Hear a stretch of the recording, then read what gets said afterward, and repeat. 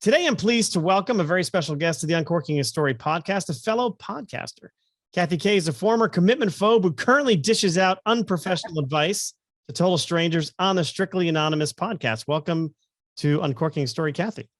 Yeah, hi. Listen, I know exactly where you got that bio from. Where did I get that bio from? In the back of my little cartoon book. That's right. Yeah. I do want to talk about that cartoon book. Yeah, we can. In a minute, but so Strictly Anonymous, for those of my listeners who may not know what it is, how would you describe the Strictly Anonymous podcast? Oh God, it's like, listen, the tagline I think is like conversations with online strangers. And that's really what it is. If they're conversations, a lot of times I get people being like, oh, you interrupt so much. And I'm always like, I'm not interviewing people. I'm having conversations really with, and I have these conversations because I'm naturally curious. I never have questions written or anything. I'm just talking to people off the cuff. It's exciting to me to get on this phone with a total stranger and talk to them about like their interesting lives or their secret lives. And it became about sex sort of by accident. But that's what it is. It's literally like you're listening to conversations of a total stranger, but about their private, secret, naughty lives. Right. So where did you come up with the idea for it, though? But you said that it wasn't initially about sex. It became about sex. What was it initially about? I mean, I've talked about this before, but it seriously happened by accident and very backwards. When I got into podcasting like 7 years ago, when it wasn't like it is now, where everybody has a podcast. This was 7 years ago. A lot of comedians were doing it. I worked in comedy before this, like on the business side of things, right? I wasn't a comedian, but they were like, you should start your own podcast. They told me how to do it. I wanted to call an advice show. I didn't have a name or a concept or anything. To me, what it was going to be was people, calling in with questions, me giving them my advice. But I didn't know where to get callers from. I didn't want to go out on my Facebook profile at the time because I didn't want anyone to know that I was doing my show because I thought it was going to suck. I was very nervous and I didn't want to suck or fail in front of everybody I knew. I wanted to do it on the DL. So I was like, where could I get people to call in? I needed callers. So I went onto Craigslist and I swear I went on like the community board and like all these places and you had to pay for those places. And I was like, I'm not spending $20 to put an ad here. And the only place you could do it for free was the personals. And seriously, that's why I put it there. And I have to say, and I've said this before, it was like hitting gold. I got like my first 5 episodes were from my first ad that I ever placed on Craigslist. And I taped 5 episodes in one day. I was fine with that because I'm a talker. My co-host was like so pissed. He was like, I could never do that many calls in one day. But they all came from Craigslist. And because it was the personals, they were all sexual in nature. And it was, this is what it's going to be. And then I made up the name of the show. And then I started changing people's, voices and everything. And all that sort of happened after. And it became like this niche thing. But it really was supposed to be a call and advice show about love and sex and stuff like this, but it became this because I posted on Craigslist personals, and then that became the place where I got all my guests. And I had to work, like now I have too many people who want to be on my show, but first couple of years, thank God Craigslist didn't go bust like it did recently because I had to work it to find people. One episode a week, I had to like place a lot of ads. The first time I got 5 people, but sometimes I'd get none. So that's how it came to be. So kind of like a modern day. Was the original vision like a modern day, love line? Kind of like, I guess it was the vision. Like, listen, I was always the type of person. I love to analyze things. I like to dig deep. I'm a problem solver. I like to meet people in the place in their life where they really want the motivation and the desire to change and to solve their problems. I'm not the person you come to feel sorry for you. I'm not interested in that. And my friends were really sick of me trying to solve their problems, right? Because not everybody's in that place. So it was kind of like, let me put out of this ad, if I do this show, that I'm going to find people that actually want me to analyze them and help them and do what I love to do, which is help people solve their problems, analyze things, talk to people, peel back the layers. So that's really what it was. It was just a way that I could be me without my friends, being really irritated by me. And I mean, it's not like you have a background in therapy or counseling. No, right? No, that's my whole thing. My whole thing is I give unprofessional advice. That's in my, bio somewhere on my show. This is unprofessional advice. Listen, I've been there, done that in a lot of things in my life. So sometimes when it happens to be something that I've been through, I really talk a lot more because I've been through it and I could speak on it, but no, I'm an unprofessional. When I was younger, because I did like doing this, I thought, oh, I could be a psychologist or something. But I found out very early on that, like, as a psychologist, you can't tell people what to do. You have to lead them to it. And that is not what I like to do. I like to have one amazing conversation, give you the thing, and then like go be free and do your life. And hopefully you listen to me. But I want to talk to a problem haver for every week for 10 years. Right, right.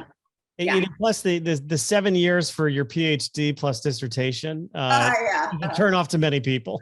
Yeah, I do like to give my opinion and tell people. I would just be highly unprofessional. I like to do it my way, where on my show, I could just tell somebody what I think it is and make crazy assumptions and do what I do and do like this is what friends do with each other. I'm always pitching, listen, I am not a therapist. I believe in therapy, and I'm always pushing people to go find that therapist after talking to me, right? But that's not who I want to be. I don't want to, problem solve for 3 years. I want to, Yeah, let the smart people at betterhelp.com, who I think is one of your Yeah. I have a promo code, Strictly. Use that for There you go. Use it. Save 15, 20%. 10% on the first month, the whole month. That's right. Yeah. So like, were you surprised when it went, to a sexual place or to like a super sexual place? I mean, because some of the callers who are calling into your show, I mean, just as for context, I came across your show. I was in Hartford. It was parents' weekend for two of my kids who go up to the University of Connecticut. And, my wife went down to the gym and she's down there for a long time. So I had some time to kill. So a friend of mine sent me a link to this podcast and it was interesting. It wasn't yours, but then I saw yours as sort of a, hey, if you like this show, you might like this show. So I'm like, oh, this looks interesting. It's the guy talking about, how he got into the lifestyle, quote unquote. And I'm like, wow, now this is fantastic. This is actually really interesting listening. And I felt like it was like so, voyeuristic for me to hear. Mm-hmm. So I'm curious, like when you started out, did you expect it to go into that type of direction? No, I was always amazed at the things that would come up. And I mentioned this I taped an episode early this morning, and I mentioned this to my caller because they were talking about a specific kink that they were into. And I said, and this is very true in my life, listen, I was always very open sexually. I talked about these things. It wasn't like all of a sudden my show came and I was open-minded. I was always open-minded.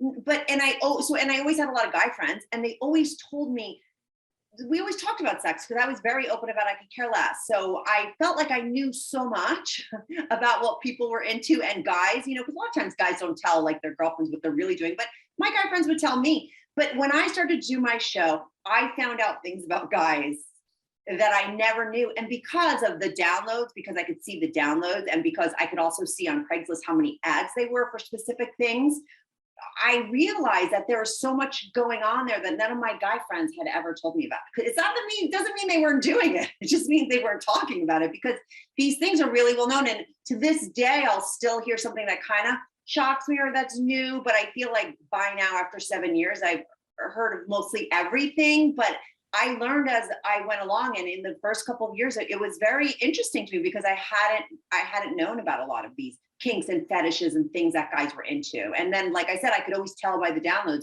what was super popular by how many it got. And that surprised me for the first couple of years. What were some of those specific things that surprised you that guys were into? Pantyhose and foot fetish stuff stood out to me a lot during the Craigslist time, because when I was looking for ads, because like I would post ads and people would respond to me, but I would also go and read people's ads and send them emails like, hey, you want to be on the show? And I can't tell you how many people were on there. And now listen, now with the downloads, it's not like those are highly downloaded the most, but there was such a huge presence of those kind of fetishes, foot fetish, pantyhose fetish. And then the first thing that came up that was really shocking to me, besides the specific fetishes, was the guy that wants to watch his girl get fucked by another guy. I mean, that was something, like I said, I'd never heard of from any of my guy friends. And at the time I had a guy co-host on the phone with me.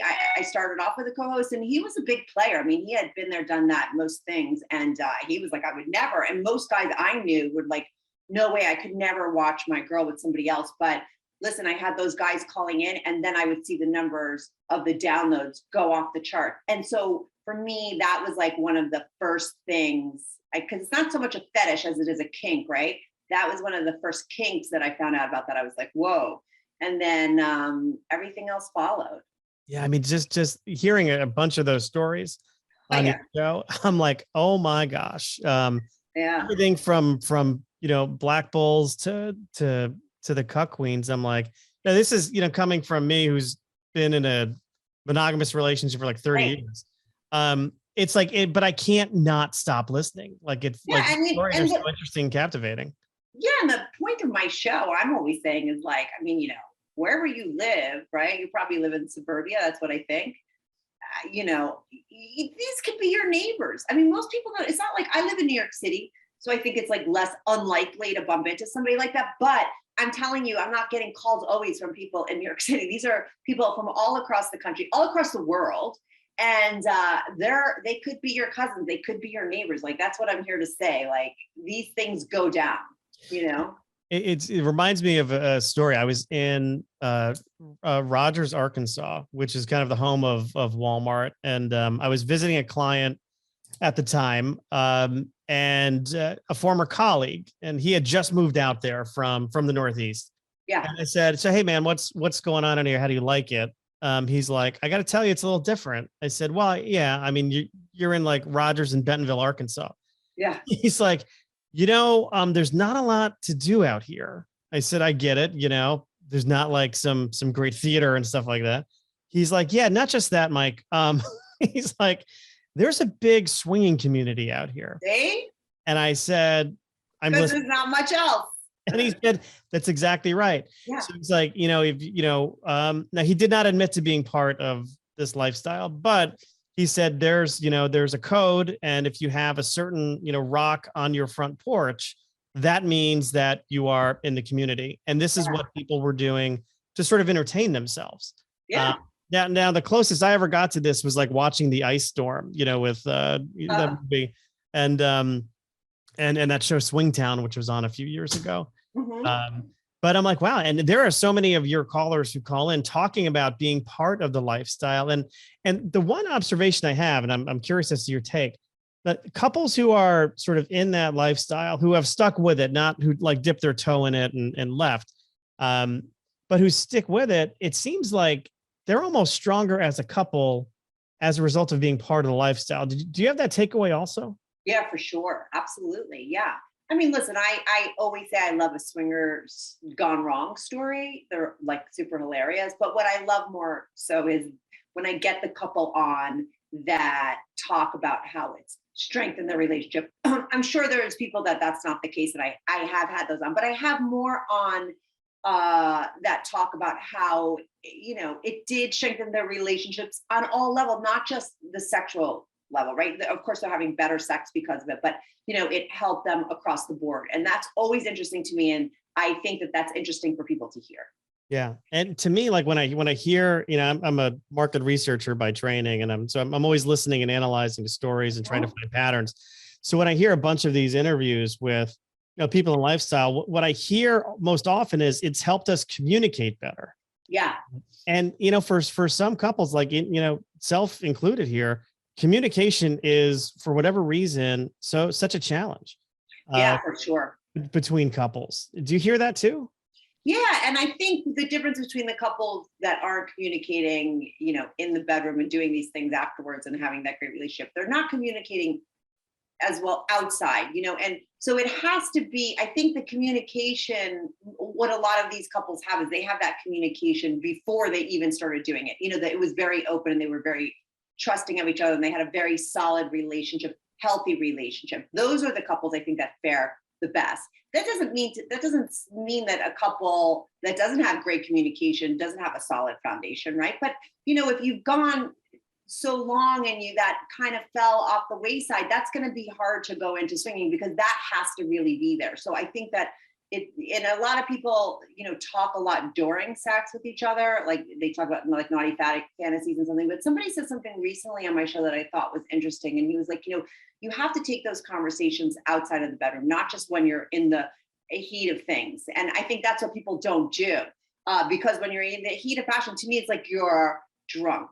You're in a different state. And then you come and then you're like back in reality. And they're like, oh, you know, you don't even want to think about what you were thinking about. But you have to be able to communicate about what you want to do and your fantasies and moving forward in your regular state. And then you'll be able to move over and do those kind of things and most likely be successful at it and have it lead to more intimacy, like I said, in every area of your relationship.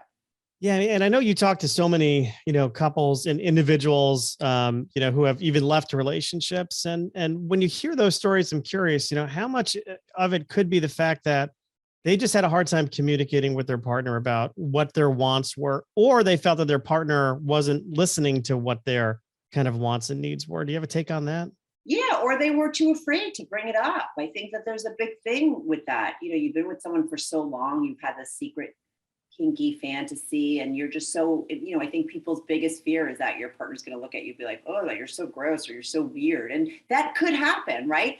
But maybe that's that first conversation. But if you keep talking about it, maybe then they loosen up and you could start, fantasizing together. I don't know. But a lot of people have that issue. Wait, I feel like I got off track. What was the question?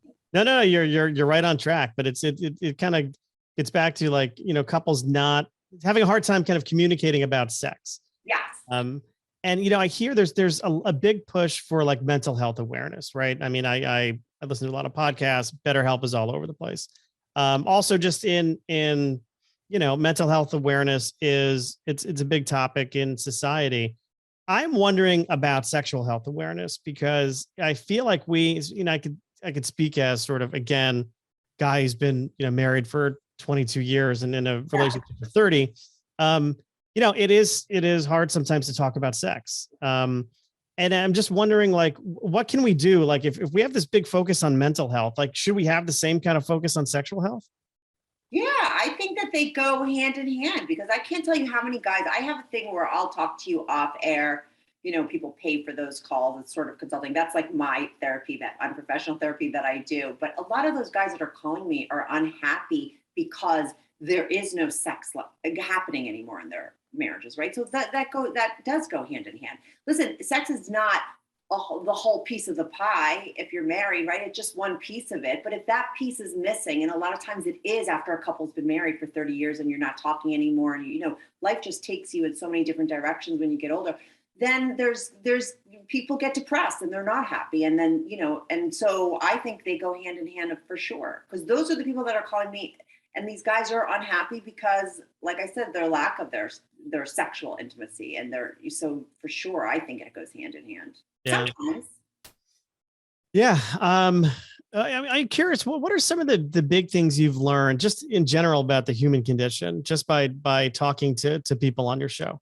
Oh my God, that's a big question. It's a good question. I'm like, what have I learned? It's because my thing is so specific to SEX. I'm always learning.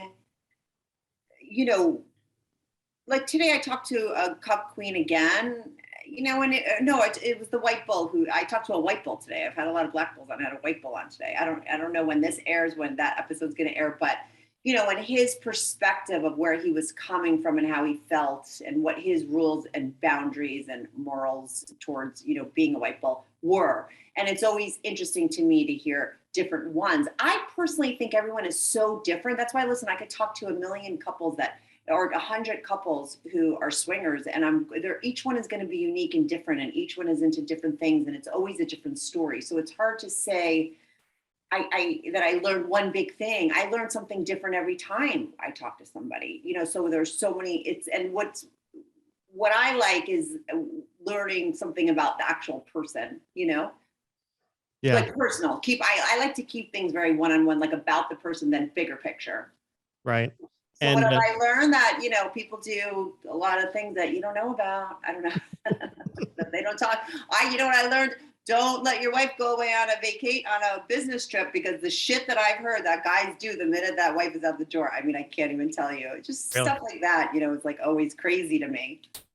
And then the place where people hide things, that's always one of my favorite questions. Like, someone will be like, oh, I kept a book of all the pantyhose I stole or all the pregnant escorts I fucked. And I'm like, where is this book?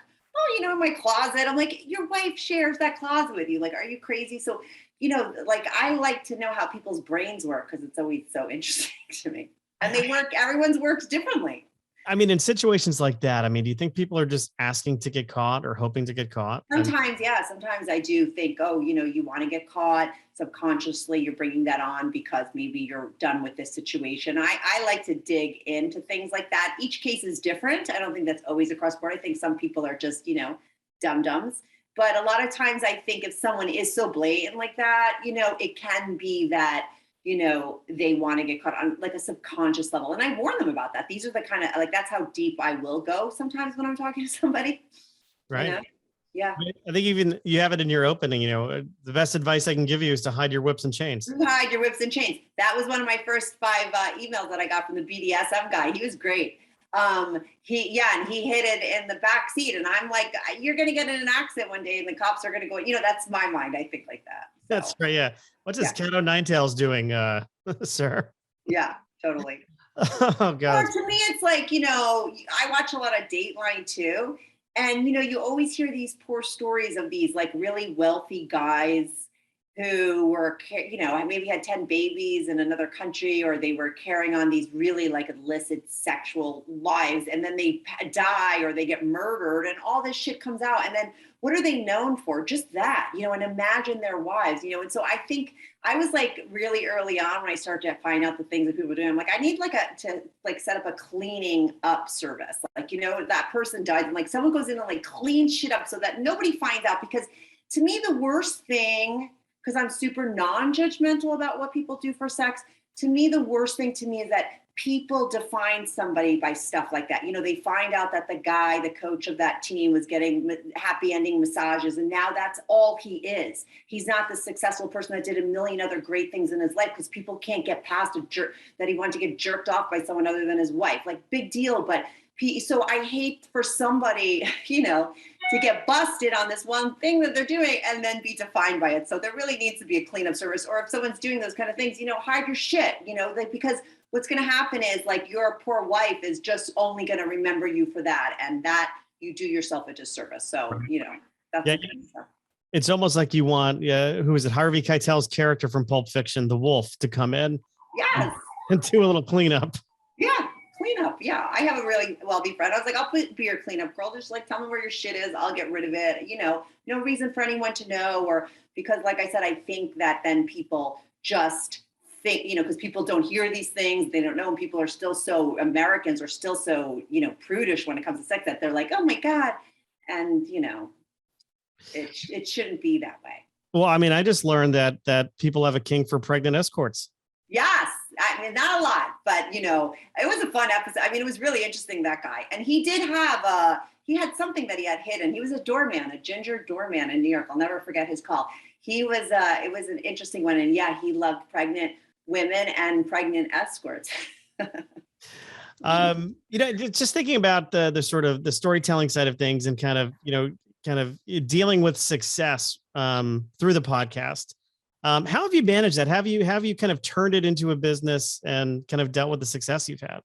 Well, I have to say, early on, like my numbers were good. It's like sex sells kind of thing. So it wasn't like I ever in the beginning ever had to promote or anything. I kind of steadily grew. I mean, I didn't start out like huge, and I'm still not huge, but I was always able to get a good enough audience because people are always Googling sex and people would find my show just because of the topics. And but I didn't even think to monetize my show until like a year ago. And it turns out when I did try to monetize my show, like I'm making a lot of money and doing really well with my show once I started, because I just been doing it so long. I could have been monetizing probably 5 years ago.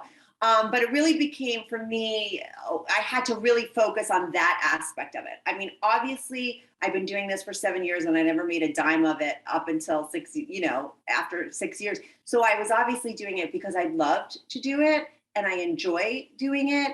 But really to turn it into a business, and you can, and to make it a full-time gig and be a podcaster and make the money, you just have to focus on that aspect too. But I think creating good content and, doing all that groundwork ahead of time, you have to do that too. I remember very early on, my co-host was like 2 months into it. When are we going to get famous? And when are we going to start making money? And when can we get sponsors? It's like, you got to be kidding me. You know, like that doesn't just happen. You have to build an audience. You have to figure out what you're doing, learn to do it right. I mean, listen, I still will interrupt people, but I think I do it a lot less than, 5 years ago. So well, but sometimes you have to. I mean, either able to get the conversation back on track or just pull something out of somebody, because people do have a tendency to ramble sometimes.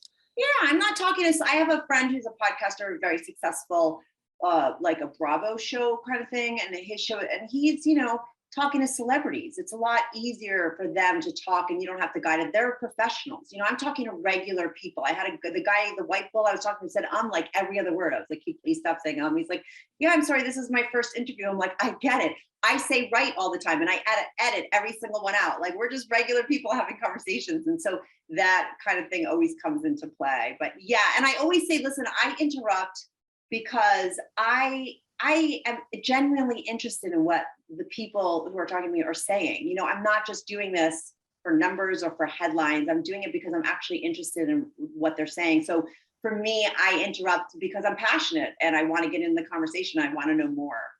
So fuck off people that want to complain. And I think most interviewers do that. When I'm listening to the really good ones that love it, and they're not interviewers, the people that are having conversations, they do it too, because if you're a real people person and you're really engaged in a conversation, every now and then you're going to interrupt somebody. Okay, I'm not, like I said, I'm not an interviewer. I'm having a conversation. Two people talk. That's what I try to tell these fuckers on YouTube when they're, commenting. I'm like, I'm sorry, this is a conversation. You're going to hear me talk to you, and if you don't like it, what can I do?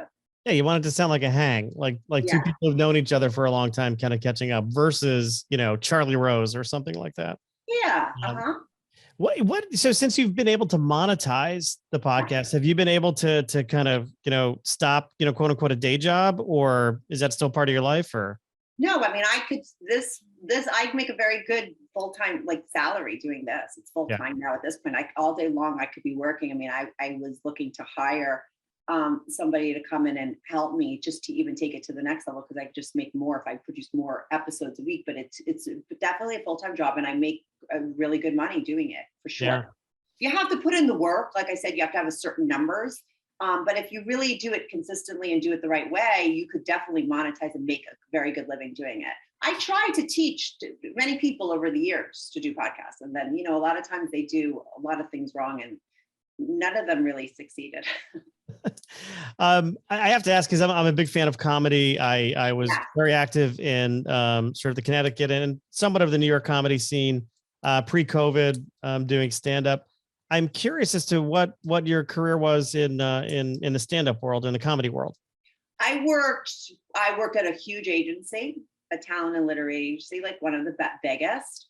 I worked as an assistant to the head of comedy for many years, so I knew a lot of really famous comedians that way. I also then worked for a big comedy. I worked in it. Like, I was in it at the top companies, like working with comedians. So that was my thing before. And that's, like I said, it was one comedian, Robert Kelly. He was a comedian who was like one of my really good friends. And, I used to actually, even before I worked at those agencies, I worked at Cocktail, which is a Cafe Wa. Right next door was the Comedy Cellar, and we all hung out. Like Dave Attell, we used to go out with drinks with, and Jeffrey Ross, and all those guys were working there when I was there. And then when I started working in the agenting world and I worked in a small talent and literary agency. I was like, I want to work for I remember it was Jeff Ross. I was like, I want to work for your agent. And I'm like, who's your agent at, where you're working? I don't want to say the exact company. And he told me, and literally like a year later, I was working for that agent. Not through him, but it just all worked out that way. Was Cafe Wa the place owned by David Lee Roth's uncle? I think David Lee Roth had a thing with him, but yeah, it's the same people that own. Yes, I think so. And it's the same people that own the Comedy Cellar. Got it. Yeah. Yeah, I wanted to ask you about Bob Kelly, because I noticed in your book he had a quote or a blurb in it. Yeah. I was curious to know how you knew Bob Kelly, and I guess you just answered it. But yeah, we're best of friends. Like, I met him because he used to do Cafe. Listen, when I was working at Cafe Wa, Ray Romano was coming in and doing $50 sets. That's who Ray Romano was, that nobody then, but he was really fucking funny. You couldn't come into the Cafe Wa and do your sets unless you were at a certain level, you know, because it was a crazy place. But so he was there, Robert Kelly, Jim Norton, they were all there. And so Robert Kelly and me were really good friends. And then I was on his podcast a bunch of times, and we'd always talk on the phone, and he was like, oh, you should have your own show. And he really helped me. And he's been on my show a bunch of times. He moved out of the city when he had a baby. He was like, oh, when you have a kid, Kathy, you're going to move out too, but I'm still here. He left. So we've kind of lost touch a little bit, but you know, he's someone I knew forever. I represented him. I got him all his credits on his resume, his first, you know, Law and Orders, all that stuff. I used to be like his agent. I hip pocketed him at the agency, and got him on a lot of gigs. And I always, let me tell you, Robert Kelly is a great actor. And I was somebody who always noticed that in him. And when I would submit him, the casting directors would be like, oh my God, he's like amazing. And he was a really good actor, and I really helped him, and I was always on his side. Because I thought he was really super talented, and I loved his comedy. But what he had too that a lot of comedians don't have is because he was an amazing actor as well. Yeah. No, I always enjoyed him. I used to hear him on Opie and Anthony, and then, you know, the Anthony Cumia show kind of after that. I wound up on the Opie and Anthony show once because they had Joe Derosa on, and they sent me, it was like a whole you know what, dude podcast episode that was like really salacious back in the day. They called it, I think, like the best episode ever. And it was, they sent me and Joe Derosa on a date. And then we went back, and me and Joe Derosa talked about the date, and the date went horribly wrong. And then we had a big fight, and then Joe was really mad, and he went on Opie and Anthony, and I was like getting death threats on Twitter and everything. And I was like really excited because it was early on, and I wanted, like, you know, Twitter followers and stuff, but it was really kind of hilarious. Yeah, I do miss the Opie and Anthony show. I mean, that was in the 90s and into the 2000s, kind of got me to and from work and afternoon drive when they were doing the afternoon drive stuff. Yeah, their audience is a little scary. I mean, that, like I said, I got death threats from those people, but like, whatever. Right. So that was my comedy thing, but I haven't done that in a while, actually, but I kept the connections. You know, I still talk to a lot of people in that world.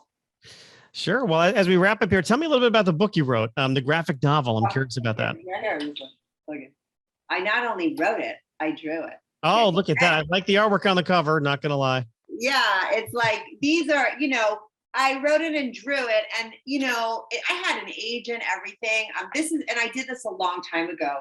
I'm not a writer and I can't draw, but I wrote and drew a book. It's all stick figures. There's a lot of SCX in it and what it is basically like my losing my virginity story, which is kind of crazy, to the time I turned 40, and just like every bad relationship in between. I mean, the tagline is a bunch of love gone very wrong stories. And, you know, and I cartooned them all out, and I did it. And I literally had an agent for that book. I thought, oh my God, there's going to be a bidding war. And not one person picked it up because they were like, she has no platform, you know, and that's just the way that it goes now. And I realized now we should have pitched it as like, you know, it's not about somebody. Maybe it would have been a made up book, would have been better. But I really probably should promote it more on my show because it really would tell people a lot more about me. It is biographical. So, you know, I forget to advertise it a lot, but I wrote that many years ago. Robert Kelly, we were great friends. He wrote on there. A guy named Josh Septel, who was like a big producer and stuff, like he wrote something on here too, because he was one of the first people that read it.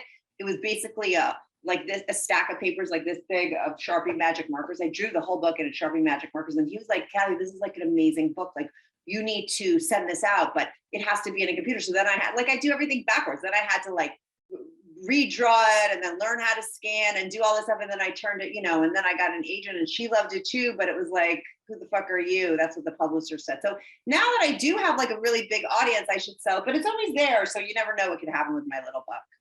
Yeah, I was of course going to mention that since the holidays are upon us, I always say books make gifts. So where can people buy your book? On Amazon. I'll give the link on my show. It's on Amazon. It's The Cartoon Misadventures of a Total Train Wreck. Those stories are all true. Like I said, there's a lot of sex in it, but because they're stick figures, drawings, right? Like I could get away with a lot. It's not gross, you know, but when sex is, there's a lot of stuff in there, and it's really good. And each story, what I like about it, because it's the way I like to read, you could read different chapters at different times. You don't have to read it from beginning to end. Each chapter has a beginning, a middle, and an end. But if you read the whole story, you see, you know, the whole journey of this character, which happens to be me. And, you know, there are a lot of my audience, because I'm anonymous and I don't really talk about myself a lot on my show. They really want to know so much about me. So now I'm like, oh, I probably should be saying more so to them. Like, if you want to know more about me, go get my book, because there's a lot of information there. But I don't talk about myself on my show. It's not about me. Right. It's about your guests, which is why I think it works why I think it works so well. Yeah. Uh-huh. So we've been talking about the Strictly Anonymous podcast. Where can people go to listen to Strictly Anonymous?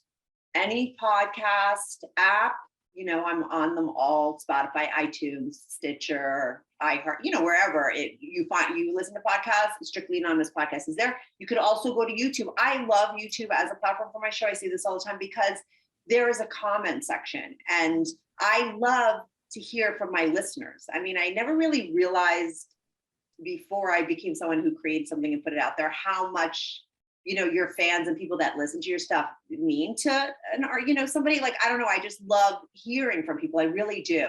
And to hear people's comments about it, and all of that happens on YouTube because of the comment section. So I could really interact with my listeners, and people could talk about things. A lot of times the person who is on my show is on there. So if you really want to comment on the episodes, talk to me about the episodes, as well as my guests, find my show on YouTube. It's Strictly Anonymous podcast, same thing on YouTube. All my episodes are up there as well. Well, there we go. Well, Kathy Kay, I'll give you the Jerry Springer final thought. Do you have any final thoughts you want to share with the audience? No, I think that, it's fun to be on the other side of things. Thank you for having me on your show. I think a lot of my listeners will come on and listen here because, like I said, I don't do a lot on my show. So they'll come to your show to find out. And so, thanks for giving me that opportunity, because, it's not only going to be great for your audience, I think that my audience will like it too. So, it's been fun for me. Thank you. All right. Thank you, Kathy. Okay, bye.